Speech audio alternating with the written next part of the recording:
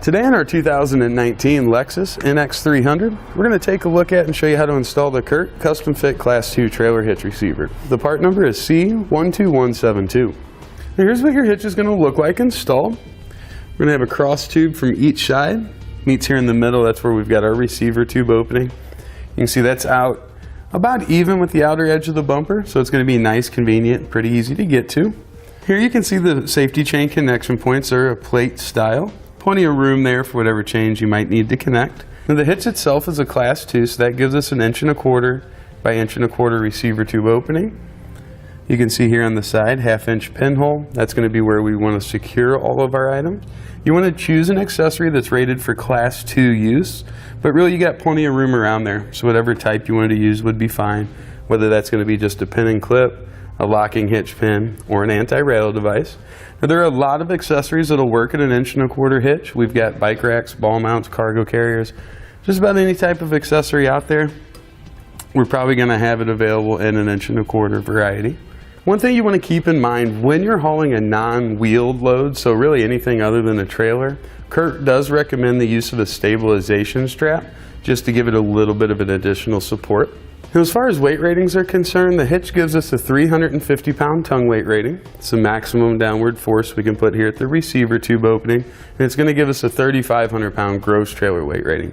It's the total weight of your trailer and then anything you might load up on it. Definitely check your owner's manual though to see what the vehicle's weight rating is, and don't go over that. Now, a few measurements that you'll find helpful when it comes time to select your bike rack or hitch cargo carrier will be from the ground to the inside top edge of a receiver tube opening. We've got about 12�3/4 inch. With that being said, we do recommend items with a raised shank just to give you a little bit better ground clearance.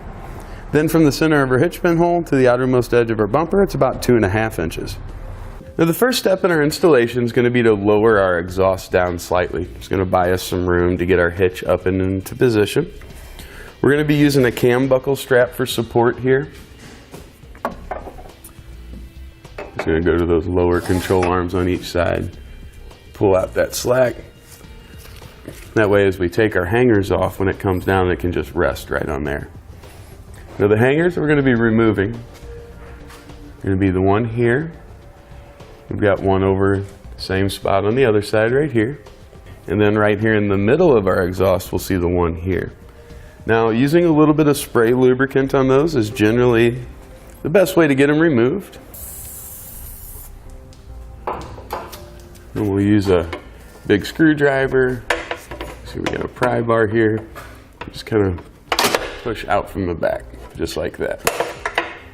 Now we can do that for the other two. Now we've allowed our exhaust to come down a little bit, but the beauty rings here on the back, if yours are equipped with this, are preventing it from coming down enough. So we're going to take out 4 bolts. We've got one here, one over on this side, and then there are 2 above it there. We're going to use a 10mm socket, and once we remove those, that'll allow this to come down. Should give us plenty of room to work.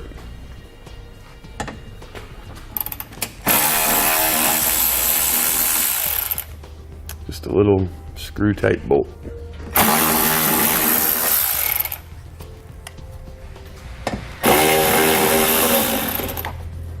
Now once the screws come out, you can see these little push fasteners that go in. That's what the screws thread into. We want to get those removed as well. To do that, I'm just going to use a little flathead screwdriver, kind of push up on one of those tabs and just pry it out there. Now once we get those hangers loose, we also need to get our exhaust past these beauty rings. So we're kind of going to separate it a little bit. You can see we can pull our exhaust forward, pull that ring back, and get that to come down. Do the same thing over here. Alright, that'll give us the room we need to work there. Now on each side we're using 2 attachment points. You can see we've got one right here.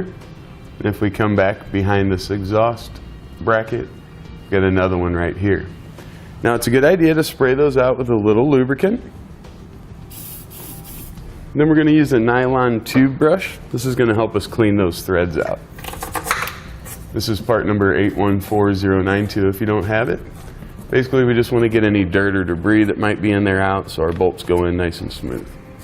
Now with the help of an extra set of hands, we're going to get the hitch lifted into position. You can see how the passenger side exhaust is a little higher. We're going to guide this side in first, and then we want to take it up pretty much evenly Then we're going to thread our bolts into place. We're using an M12 bolt, conical tooth washer. You just want to make sure that those teeth are facing toward the hitch. We're going to try to get one started on each side. You want to get 3 or 4 good turns on it. That'll hold it in place while we get our other ones installed. Now we'll use a 19mm socket. We're going to snug down all of our hardware.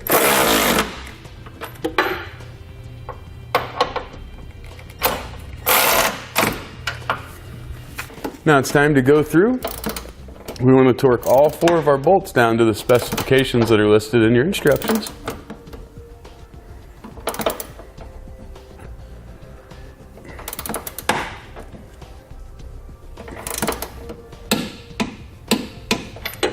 Now we're going to get our exhaust put back into position. On the hanger itself, it's not a bad idea. Just hit it with a little bit of spray lubricant there. Remember, we need to be careful as we lift it up in position. Get it into that, kind of that beauty ring there. And then the hangers, those should slide on by hand. Once you have that lubrication on there, they're not too bad. And that's going to complete our installation of the CURT Custom Fit Class 2 Trailer Hitch Receiver, part number 12172 on our 2019 Lexus NX 300.